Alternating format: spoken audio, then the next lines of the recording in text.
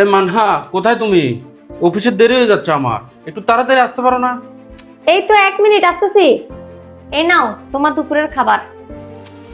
একটা কাজও তুমি সময় মতো করতে পারো না, তোমার জন্য প্রতিদিন আমার অফিসে দেরি হয়ে যায়।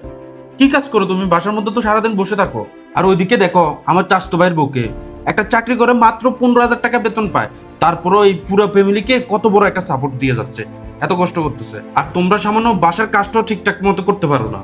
আর বাসা যে সমস্ত কাজ, এগুলো কাজের বুয়াও করতে পারে। তার মানে কি তোমার কাছে বাসার কাজের কোনো মূল্যই নাই?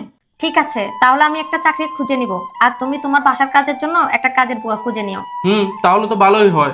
তাহলে ঠিক আছে, আমি কাজের বুয়া খুঁজে নিব, তুমি চাকরি ঠিক করে নাও। ঠিক আছে।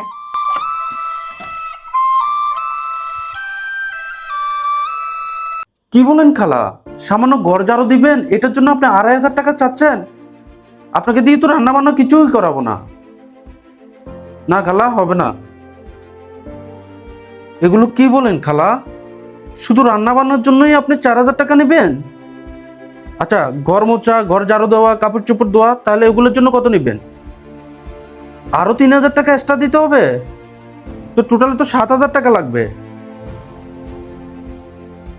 আচ্ছা ঠিক আছে খালা, আমি আপনাকে জানাচ্ছি। এই খালারা ইদানিং এত টাকা চায়। 7,000 টাকা যদি খালার বেতনই দেওয়া লাগে, তাহলে তো আমার বেতনের অর্ধেক টাকাই দিয়ে দিতে হবে। কি যে করি এখন, এত টাকা তো আমার বাজেটেই নাই। হুম, ঠিক বলছো তুমি। আর এই সবগুলো কাজ প্রতিদিন আমি তোমাকে ফ্রিতে করে দিই। সবাই তো ওইটাই দেখে যে কোন বউ কত টাকা চাকরি করে এনে দেয়, কিন্তু বউগুলা যে ঘরে এত কাজ করে সংসারে এতগুলো টাকা বাঁচায় দেয়, এগুলো কেউ চোখে দেখে না। সবাই শুধু টাকাটাই চিনলো, কাজটা কেউ দেখলো না।